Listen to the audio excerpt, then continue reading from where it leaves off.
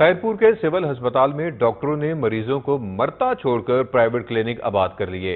Doctor ہسپتال میں مریضوں کو ادویات فراہم کرنے کی بجائے بازار سے ادویات منگوانے لگے، جس سے مریضوں کو مشکلات کا سامنا کرنا پڑا۔ مزید جانتے ہیں وقار منگی کی اس رپورٹ میں۔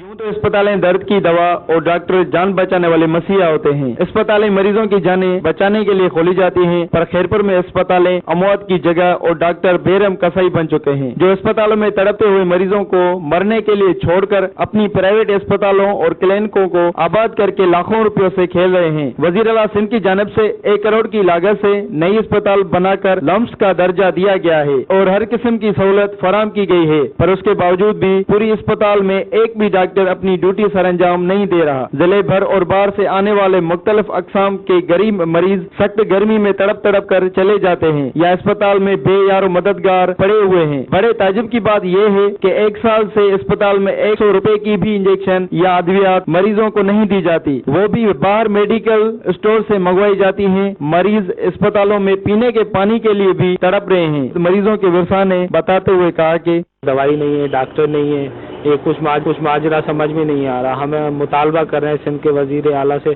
کہ وہ سول انتظامیہ کے خلاف جو ہے فوری ایکشن کریں۔ ایمرجنسی میں اگر کوئی جائے گا، کوئی لیڈیز جائے گی، تو ادھر کوئی بھی ایک جو ہے نرس یا اسٹاف نرس کوئی بھی نہیں ہے، اور لیڈیز کو جو ہے وہ میل نرس جو ہیں وہ جو ہے ٹریٹمنٹ کر رہے ہیں۔ ہر روز شہریوں اور سماجی رہنماؤں کی جانب سے سول اسپتال کے ڈاکٹروں اور ہیلتھ افسران کے خلاف احتجاج ہونے کے باوجود بھی سی ایم سندھ سید کاملی شاہ سمیت کوئی بھی نوٹس نہیں لے رہا۔ وقار منگی، وقار نیوز، خیرپور۔